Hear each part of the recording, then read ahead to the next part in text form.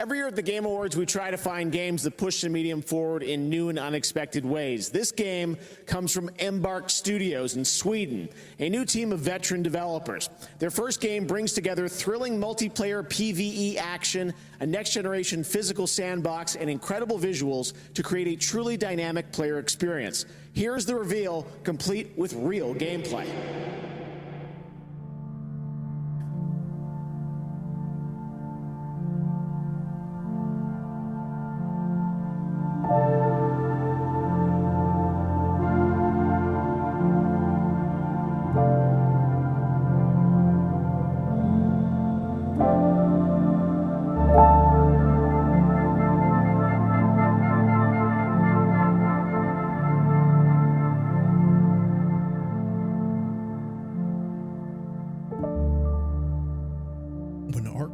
Was first revealed to the world, there was a genuine sense of curiosity in the air. A fresh co-op shooter that was looking to push the boundaries of the next generation with something akin to the likes of Helldivers or Destiny. But this wasn't just any story of a new studio dipping their toes in a fresh environment. This was something more. Those people that haven't sat in the theater and experienced the demo, can you just talk a little bit about what you guys are showcasing? So we're showcasing actually the beginning of a game, and what you're gonna see starts in a car, and then we kind of bad things happen inside the car, you're sinking underwater, and then eventually we kind of replay the events that got you into the car. This is the voice of Patrick Soderlund, originally known for being the CEO of DICE and subsequently Executive Vice President at EA, the former being the reason why his new studio held so much cultural relevance before even shipping a game.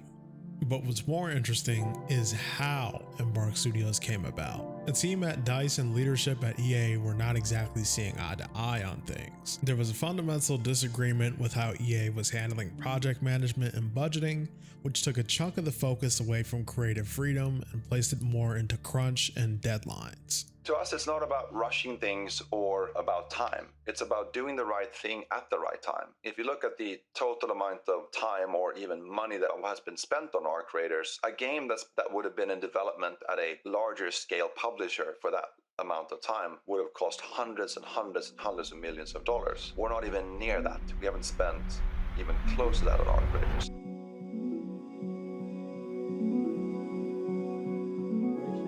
I can't remember the exact number, but we used to have just a wide open world level where all these places existed. And I think today a single one of our maps has more props and actors in it than the whole of that world ever did by a factor of 2 or 3. Because we didn't have interiors, all buildings were empty, there was no props, because the game was not a game about the interiors. We talked about some sort of Venn diagram between Shadow of the Colossus, Left 4 Dead, and PUBG. Somewhere in the middle there was a game concept that, I mean, on paper, was a super compelling concept to us, especially the making you a small human in a vast world with huge machines. That's what we started to explore, not knowing at all what kind of game loop we were supposed to have, but just like looking at the prospect of different mechanics in that context. Admittedly, the original Arc Raiders did not have a concept. Even after being officially revealed at the Game Awards, the foundation was still up in the air. The open world co-op PvE horde shooter version of the game ended up being more of a settlement than a checkpoint, figuring that this phase of development was good enough to show to the public while they can take it back into the lab and figure out what they want to do with it. And Patrick has gone on record multiple times saying that they really wanted this idea of the PvE horde shooter to work, but that things were just not fun enough. They had combined all 4 of the game's original maps into one big playable area, with different events occurring throughout that space, and the big, sort of most engaging event taking place towards the center. And when players reach that boiling point, it sort of looks like what fighting the matriarch or the queen looks like now, except the game was also more centered around movement. As one of the devs mentioned earlier, the game was a totally different idea than what it is now. Interiors did not matter. All the engagements were taking place outside. There was no doors, there was no hiding. It was big, movement, lots of events and things happening all at the same time within this confined space. You can even find clips online of people noticing the lingering effect of that leftover unfinished version of the game. We'll get into that a bit later, but honestly it's quite interesting to witness how drastically the game has changed from just 2 years of extra development that led right into its fall 2025 launch after a small playtest. And I guess that leads me to, well, what was the launch of Arc Raiders really like?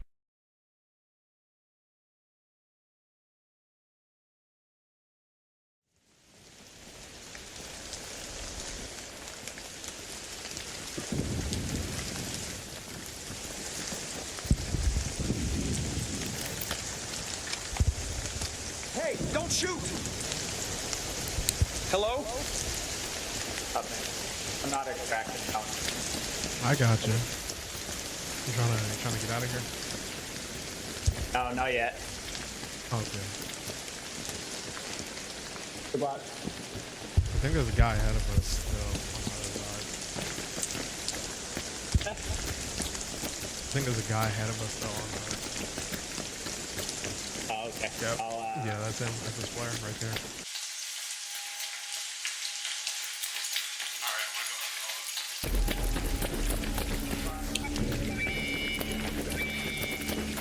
Yo, man, I just want to leave. You just be chilling. You can go in first. I'll come out with last. Oh, okay, cool. There you are. Jesus Christ, how do you feel? It's not demon time anymore. Yesterday, bro, everybody was just. All right, let's go. Good job. Nice raid, man. Nice raid.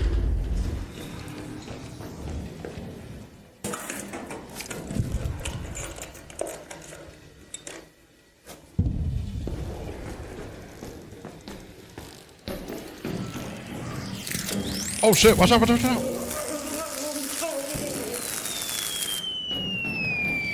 I'm good. I'm good.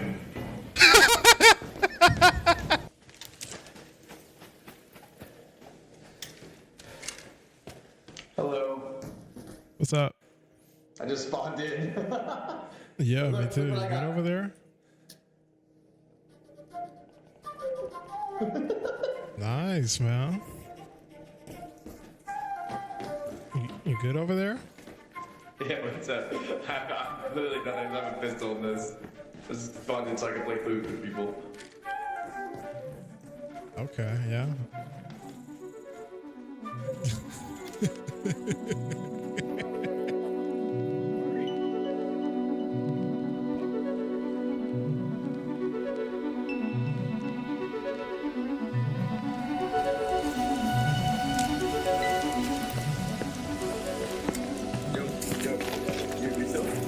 Yo. Yeah, okay, cool. Dude, let's just go our separate ways. Yeah, man.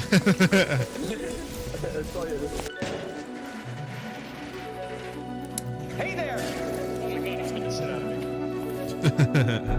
What's up? Oh my god, holy shit. My chest hurts. Yo. What's up? I was about to say, like, am I the only one shooting this thing? Yeah, you were, actually. No, like, no bullshit, you were the only one fighting that thing. Okay, I was, so. Wait. I checked the lure grenade. I ran away. Come on. This is insane. Leaper's coming back. He is actually fucked. Yep. Sure is. I'm almost out of heavy. We got to get the fuck out of here, man. So you got any more meds? Oh, I'm running low. I'm running super low. Here, we can get indoors. I think we actually have to get indoors. Like, we don't have a choice. No! Oh my god. Crawling. Yeah, let's stop shooting. There you go. Come here.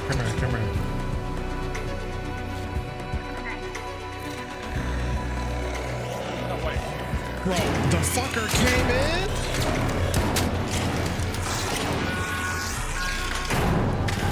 What the fuck? Wait, there's a roller.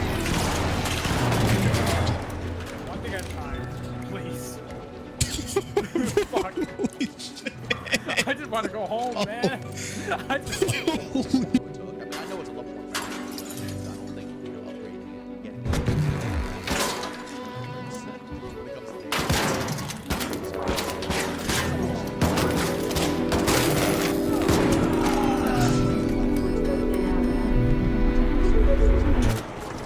Gotta be fucking. Oh my god, bro.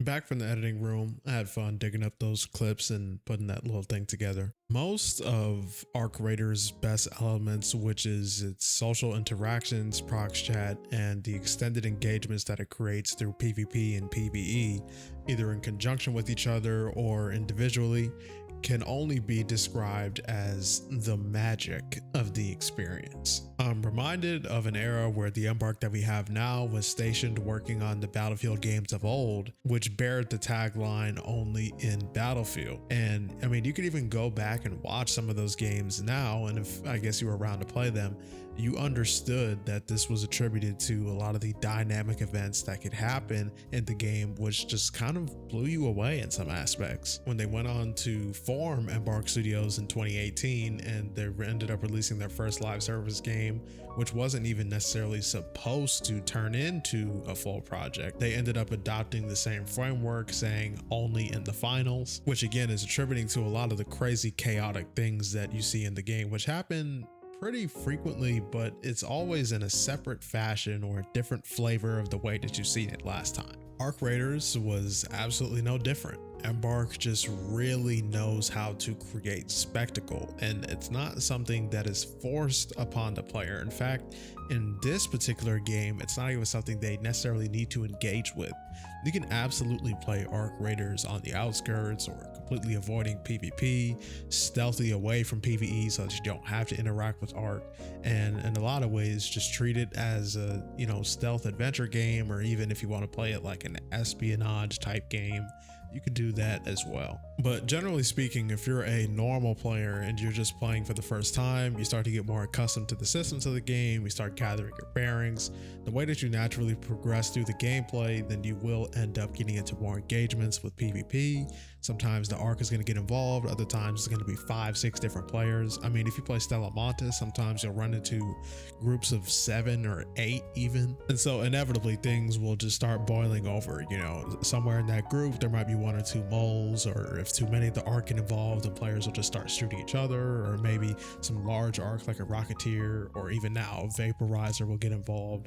You'll start having pops and fireballs running through. There's a lot of things that can just unfold within the duration of a raid that you don't necessarily account for, but that's what creates these wonderful, dynamic, open experiences. You can hear the uncertainty in this guy's tone as I'm approaching, because he doesn't know exactly what's going on. He hears 2 other folks in the distance, and he knows that I'm in the area because of the audio, the footsteps on the ground. You can even hear the relief in his tone as he realizes that I was the guy he was listening to the entire time, and he's like, hey, let's just leave, let's extract, we could all be cool. The clip where the guy pulls out the flute, that was just after I had lost a few PvP runs. I was feeling a bit paranoid because I decided not to shoot people, and I ended up paying for it.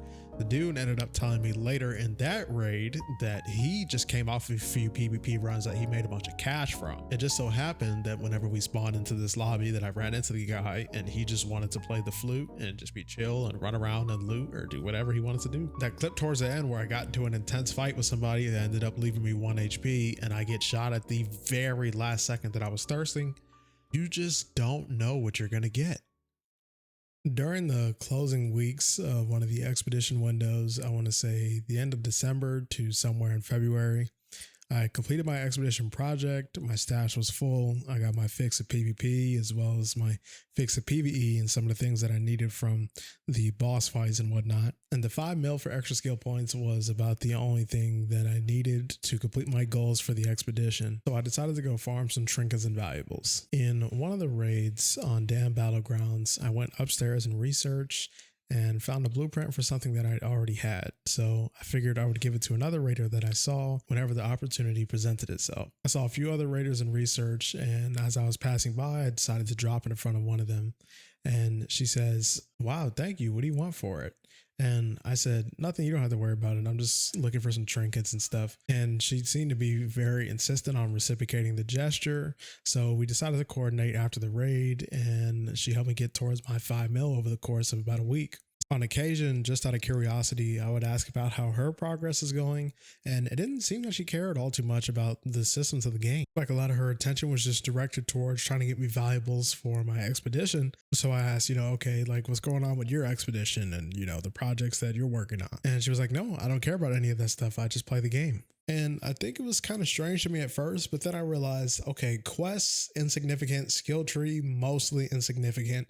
Those are definitely two of the aspects, especially questing, that even, I guess, like some players on the more hardcore side are not exactly that concerned about. When security breach was a thing, that was like a mandatory thing to have. And then additional field items to craft and raid, that's mandatory. If you go for stamina or any of the movement perks, that's mandatory. Breaching is optional. I mean, it's just a lot of stuff on the skill tree that's not exactly affecting the moment to moment or macro of the game. And if you're not a first time player, then questing is just going to give you more things that you already have, and you don't get XP from it. And I also do recall for the first couple months of the game, people were totally not fond of the incentive to do the expedition project to begin with, especially given that it was optional. So for those who were casual players who played the game a couple times a week or for a few hours a week, they especially didn't really see a point in investing in that grind. So this goes back to portions of the game that are unfinished or didn't really see as much attention going into this redirection. The production director, Kyle Braga, he was talking earlier about the game not being centered around small engagements and interiors. In the Evolution of Arc Raiders documentary, he himself was talking about how they were on a deadline. They had a few years to figure out what direction they wanted to take the game and to turn all the elements with what they currently had in that direction and have a game out all within a few years. So to Embark's credit, the game is certainly not in the position where it's as developed system-wise as a Marathon or I guess a Escape from Tarkov. But I think Embark figured that they could really capitalize on the social elements of the game by including the prox chat and by keeping the original spawn system from the PvE rendition of the game. That way the game could enable the moments that ended up happening on launch and for about the first month or two, where players can just essentially create their own experiences with the game that are independent from any storyline or questing that would otherwise fill up that time. And so with this new friend that I met, we decided to start playing some duos just to hang out not long after I fulfilled my expedition requirements. And we queued up for Blue Gate Night Raid. I see some folks in the distance hunting some Ark, and the first thought that I have is to get a nice angle on them so that I can bum rush and take their loot. But she goes, no, we can't PvP. It's going to mess up my lobbies. And when I heard that, it fully clicked in my mind that Arc Raiders is fundamentally broken. Matchmake, obviously, first it's skill-based, of course. Then you have solos, duos, and trios. And then we also, since a week ago or so, we introduced a system where we also matchmake. Obviously, it's not a that's nice. I mean, I did have someone ask me, like, is there aggression based matchmaking? So you're the asshole from before. Right. Now, did you like the comment I left on the profile? I think I ran into you the other day. Oh, you're the little cunt from the other night. The one who tried to... I thought I recognized your voice. Friendly. Come on, bro. I'm PvPing for that.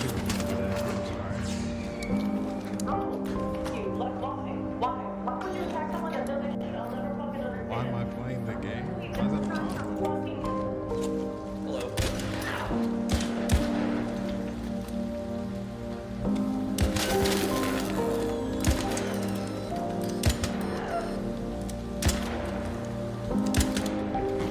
You're a fucking pussy. Go fuck yourself.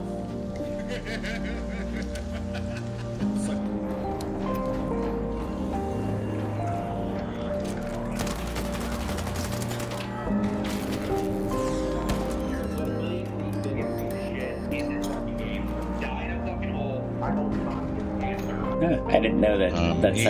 That's how you matchmake. Yeah, we matchmake.